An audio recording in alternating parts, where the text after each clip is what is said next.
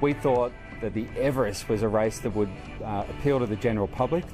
They would know the runners in the race. You know, they're not imported horses generally, and it celebrates what we produce here in Australia, which is really the sprinter, the black caviar type horse that can go and take on the world.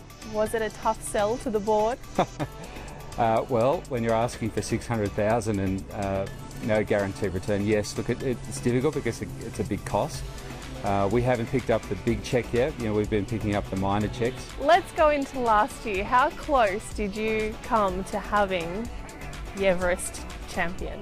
Well, look, last year is very interesting because we were helping our Chinese client again to try and find the runner for his slot, and I spent a lot of time negotiating with the Triple Crown team to secure Redzel last year. We had the press release written, ready to go, announcing that we had Redzel, and unfortunately we got pipped at the last minute. Mr. Zhang decided that he wanted to have that horse, and being a good client, we backed down and swallowed something we didn't want to. But, you know, funny thing is, we then found Santa Ana Lane and got involved with the ownership group there. And going into the race, we thought we had the winner. Obviously, Santa won the lead-up race and he won a Group 1 straight after, but just didn't happen on the day.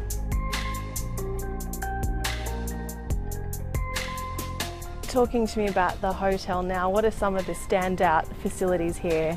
Some of the features that you love? It's beautiful. We built the best horse selling facility in the world here, and we've tried to think about it differently, that it's not one-dimensional, it's not just there for horse sales, it's there for everything. We have syndicators use it for their open days, but on the flip side, you know, there's 25 weddings booked in here between now and Christmas. We've got a great whisky lounge, the 1867 lounge downstairs on the mezzanine level, the Newmarket room. The heritage of them goes back to Newmarket, or it's got something to do with our history. But they're very modern, luxurious, comfortable places. You know what? I really like seeing the general public coming here. You know, we have so many different events out here where people are getting exposed to the racing industry. You know, they come into a hotel like this and they stay in a room that's named after one of our Group 1 champions, and they start thinking about racing. They're overlooking a track. And we think playing the long game, it's a positive to expose people to the racing industry through our hotel.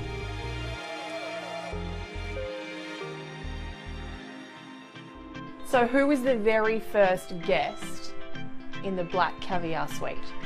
Well, I don't know if this is going to help sell room nights, but it was Peter Moody. He was the first one to sleep, first guest to sleep in this bed.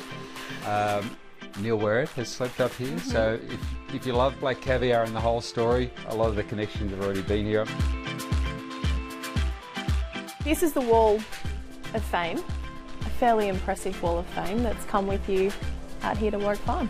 Yes, most of the plaques on that wall are Group 1 winners that were sold at Newmarket, and they were, you know, the plaques were on the front of the stalls and have been relocated out here.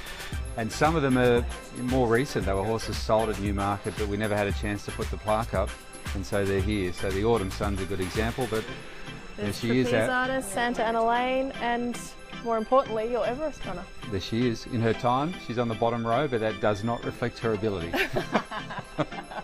Is there any concern that you haven't seen her up against some of these big hitters like Redzel and Pirata and Classique Legend now heading into the Everest? It doesn't put me off at all. We're not going to change our plan. We're committed to the mare and the trainer and the ownership group. And I do feel quietly confident this year that she can bring it home. She will be the surprise package. She'll be the fresh horse on the scene.